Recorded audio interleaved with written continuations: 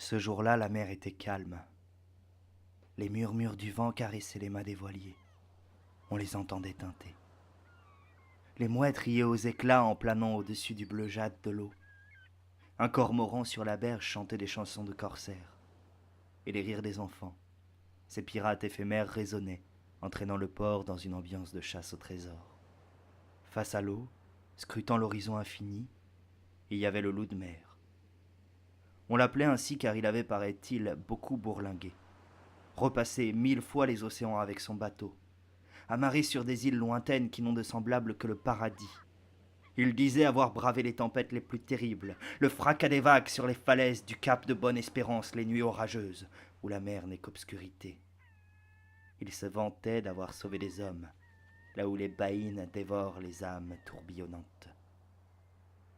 Il racontait aussi avoir vécu en roi dans des villages pilotis au large de la Papouasie, dans ces cabanes où le temps n'existe plus, et danser, au milieu des dauphins, dans une transe frénétique que l'océan offre en cadeau aux courageux explorateurs.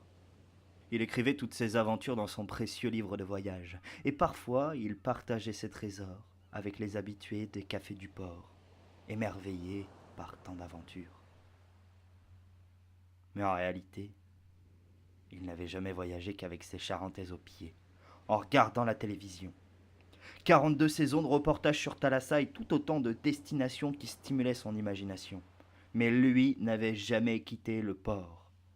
De Brest au Cap Horn, de Panama à Saint-Malo, il avait vécu tous ses récits derrière les pixels d'un écran.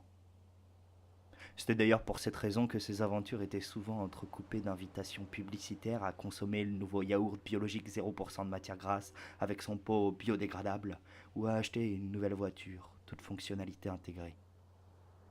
Mais voilà, le soir du 30 juin 2017, la source de toutes ces inspirations, sa muse, Georges Pernou, annonçait son départ de Thalassa, laissant un vide grand comme le Pacifique dans la vie du loup de mer.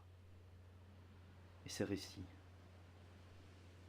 devenirent des épaves, des résidus d'Atlantide. La vie du loup de mer venait de perdre tout son sens. Il était perdu. Il n'allait pas regarder et déraciner des ailes tout de même.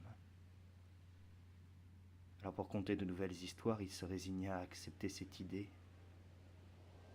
qu'il fallait peut-être partir, réellement voyager.